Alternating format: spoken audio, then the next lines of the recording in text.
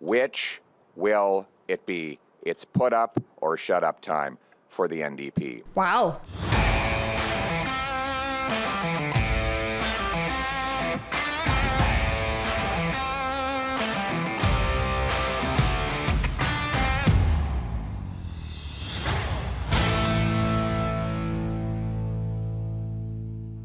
Pierre Poilievre spoke with reporters on Parliament Hill recently, talking about Jagmeet Singh ripping up the agreement, as well as the news of Mark Carney coming on to work for the Liberals as the unofficial Minister of Canada. As usual, he didn't pull any punches. Let's take a look. Jagmeet Singh, who supported all these policies, in fact pushed for them to happen, says that Justin Trudeau is radioactive. And right before the by-elections, Singh suddenly had a change of heart, or so he said, publishing a video claiming that he was no longer in the Costly Coalition. Well, let's look at the wording. The Costly Coalition is called a supply and confidence agreement. So if you're pulling out, you have to vote non-confidence. If you don't, you're still in the agreement. And this is exactly what we said, that the Conservatives, and especially Pierre, would be throwing this in Jagmeet's face at every single opportunity. Every opportunity. And they're not going to stop. They are going to just ram this down his throat. Then the other interesting thing that you'll notice is the language is slowly changing that the Conservatives are using. Since Mark Carney was appointed as the unofficial finance minister. He didn't mention that the tent cities were called Trudeau towns anymore. Right. He's not calling them the NDP, Trudeau Liberals. He's not calling them the Trudeau Liberals. He's not calling it Trudeau's government. For the most part, he's calling it the NDP Liberal government. He has said that, somewhat before, but he was primarily focused on Justin Trudeau, because it's a lot easier to relate Canadians to a person and a face rather than an entire party. So it's interesting that they're kind of backing away from that a little bit, as they're playing it safe to ensure that if on the off chance that Trudeau ends up resigning before the next election, that their platform is going to still be pretty solid in terms of its messaging, and they're not going to have to deal with any difference in communication strategy from, you guys said Trudeau was the problem. Well, Trudeau's gone, so no problem anymore, right? So this is what they're kind of hedging their bets against. No matter what your video stunt would have everyone else believe. So the question that Jagmeet Singh has been asked 31 times in the last week, and he has refused to answer, is whether he will vote non-confidence to trigger a carbon tax election. Well, at least he's ripped up the agreement. Those poor staffers that they actually made count every single time that he has refused to answer the question. Go and find every single video that he's been in the last week and count how many times that he's refused to answer the question. So, but 31 times. That's significant. Well, especially when you're the one ending it. You're the one ending it, and that's the question that's going to be asked. Well, we ripped up the agreement, and we know that means an election's more likely. Okay. Why is that? Well, let's just inspect the timing here for a second. He did his video 2 days before voting started in those by-elections, trying to trick people into thinking he was no longer part of the coalition. The by-elections will be held on Monday, after which he can just change his mind and go back to voting to keep Trudeau in power. So I have an announcement and a challenge. I'm announcing that Common Sense Conservatives will put forward a non-confidence motion at the earliest possible opportunity. And I'm asking Jagmeet Singh and the NDP to commit unequivocally before Monday's by-elections. Will they vote non-confidence to bring down the Costly Coalition and trigger a carbon tax election? Or will Jagmeet Singh sell out Canadians again? Which will it be? It's put up or shut up time for the NDP. Wow. The man doesn't mince words. Nope. And it's an interesting, little wrench he's trying to throw in here, because again, the Conservatives know that they don't have a shot at winning the riding of LaSalle and Verdun, right? So it's a 3-horse race between the Liberals, the Bloc, and the NDP. Now the NDP kind of sabotaged themselves because they dropped 5 points in the recent poll. So sucks to be them. But I think it's kind of funny if people in that riding are watching and they're watching what Pierre is saying, which they're probably not, but on the off chance that they are, they're like, oh yeah, that would be interesting to see.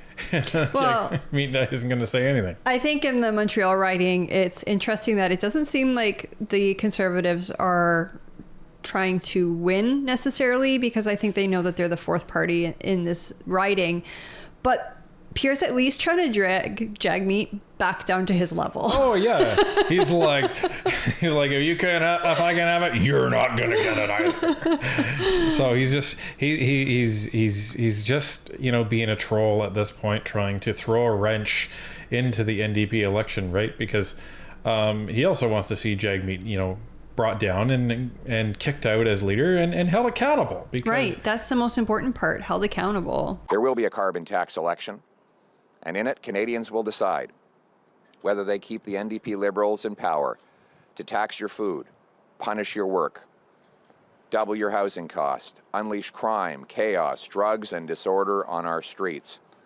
Will they vote for a 61-cent a litre carbon tax? Or will they elect a common-sense Conservative government that will axe the tax, build the homes, fix the budget, and stop the crime?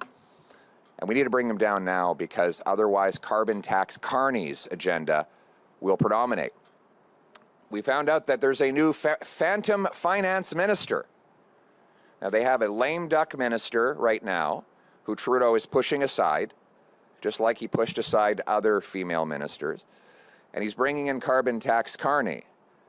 Someone who has too many conflicts to hold the real position. Trudeau said he offered carbon tax Carney the real job, but that caused a dilemma. Would carbon tax Carney pick power or money? And he said, I know, I'll have both. He keeps the money with his chairmanship of a large multinational corporation that's moving investment to China, that buys pipelines in Latin America and the Middle East while he opposes them here in Canada. He gets to push his radical Davos agenda of you will own nothing and be happy, while at the same time he doesn't have to respect any of the conflict of interest laws. He doesn't have to have his interests and his investments exposed online like the rest of us. He gets all the power and all the money and none of the accountability. And my worry is that he's going to push for a higher carbon tax. And we know that because when Trudeau relented under my pressure and paused the carbon tax on home heating for oil-heated homes, carbon tax Carney stood up and said, no, there should be a tax on home heating right now. In other words, carbon tax Carney believes the tax doesn't go far enough. I have quotes from his book here. And I raise this with you because he was trying to weasel out and keep his position secret in yesterday's press conference. Here's what he said in his book. The Canadian federal carbon pricing framework is a model for others. One of the most important initiatives is carbon pricing. The best approach is revenue-neutral progressive carbon tax. These are among the reasons why people are starting to know him as carbon tax Carney. This is exactly what we said in our previous video. He wanted all of the power that goes with being finance minister, but didn't want to have to divest anything, didn't want to have to give up his cushy job. And as he said, as he said in our previous video, well, my position here is as a result of the conversation that the Prime Minister and I had about being finance minister. I bet it was. I really, really hope that the ethics committee can do something about this, because this isn't right. He's acting in an official capacity for the government of Canada, but doesn't have a government job and therefore does not fall under any of our ethics laws. And that's Carney I'm talking about. Yeah, he's not an official public servant. He's not part of the public service. He's not part of our elected government either. As he kind of tried to say very weakly in his press conference, oh, I'm an outsider. Right. An outsider who's not subject to any of the rules that the MPs or the senators are, or even the staff or the aides or anybody who works in Parliament. And those rules are to safeguard Canada and its citizens. You even have the current finance minister, Christopher Freeland, saying, it's great that he's a part of our team. I'm really glad to welcome Mark here to our cabinet retreat. He is a real addition to our team. And you have Carney saying, well, you know, I'm a catalyst for the MPs that are sitting in the House of Commons. And he also says, I'm looking forward to working with the Minister of Innovation, the Minister of Finance. It's just another example of Trudeau and the Liberals trying to skirt the rules and do whatever they want. Carbon tax Carney, it's now official. That is his name. And he has a radical agenda. My message to carbon tax Carney is come in from out of the shadows. We don't need a phantom finance minister. If you are going to be pulling the strings, you should be on the floor of the House of Commons with your massive financial interests and your foreign interests disclosed to Canadians. Stop pushing to kill Canadian jobs while you ship the jobs abroad. Make your carbon tax agenda known and be held accountable for Canadians so that we can choose in the carbon tax election. And when we do, common sense Conservatives will bring home the country we know and love, where hard work earns a powerful paycheck that buys affordable food, gas, and homes in safe neighborhoods where anyone from anywhere can do anything, where the Canadian promise is restored. Now let's bring it home. Your comments on migrants could be construed as incendiary. And the Bloc do not seem ready to move forward and support your motion to bring down the government. Are you confident that you can actually force an election this fall? That's up to the sellout NDP. Are they going to put their actions where their words are?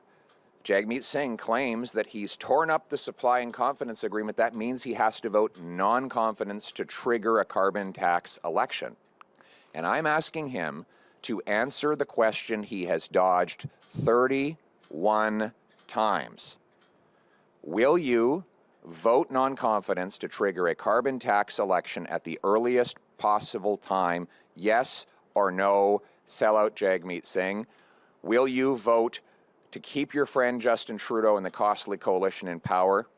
Or will you allow Canadians to choose in a carbon tax election? That is the decision. I love the constant poking now at Jagmeet Singh.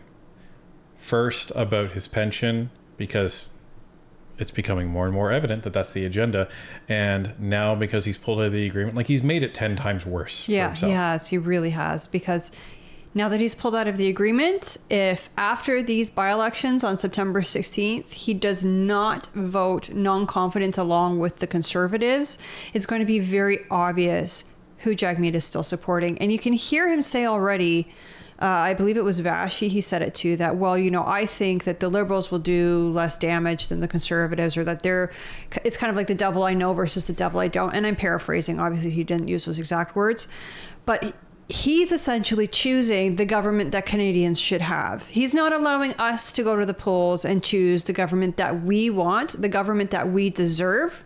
He is single-handedly making that choice for all Canadians in this country.